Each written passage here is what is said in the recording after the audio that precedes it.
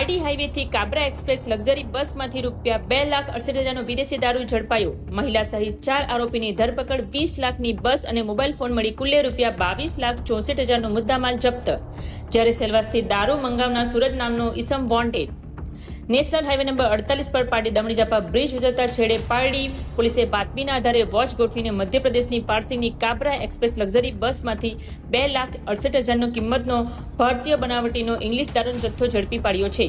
Pardi police સ્ટેશનની team પેટ્રોલિંગમાં ફરતી હતી ત્યારે પોલીસ કોન્સ્ટેબલ ઇન્દ્રજીતસિંહને ખાનગી રાહે બાતમી મળી હતી કે ભારત બેન્ઝ કંપનીની લક્ઝરી બસ નંબર MP09AX 5522માં પાર્સલોની અંદર ગેરકાયદેસર દારૂ છુપાવીને એક મહિલા મુસાફરી કરી રહી છે.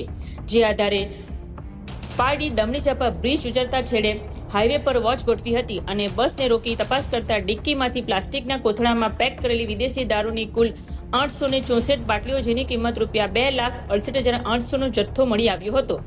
પોલીસે બસ ચાલક કિરીટ ટેલર, ક્લીનર પૃથ્વીરાજસિંહ રાઠોડ, અન્ય ડ્રાઈવર ગજેન્દ્રસિંહ ચૌહાણ અને બસમાં બેસેલી અંકલેશ્વરની સવિતા દેવી રાયની ધરપકડ કરી છે. પોલીસે કરેલી પૂછપરછમાં સવિતા દેવીએ કબૂલ્યું હતું કે તેણે સેલવાસના સુરત નામના આરોપી પાસેથી દારૂ મંગાવ્યો હતો, જે વાપી APMC માર્કેટ પાસે રિક્ષામાં પાર્સલ આપી ગયો હતો.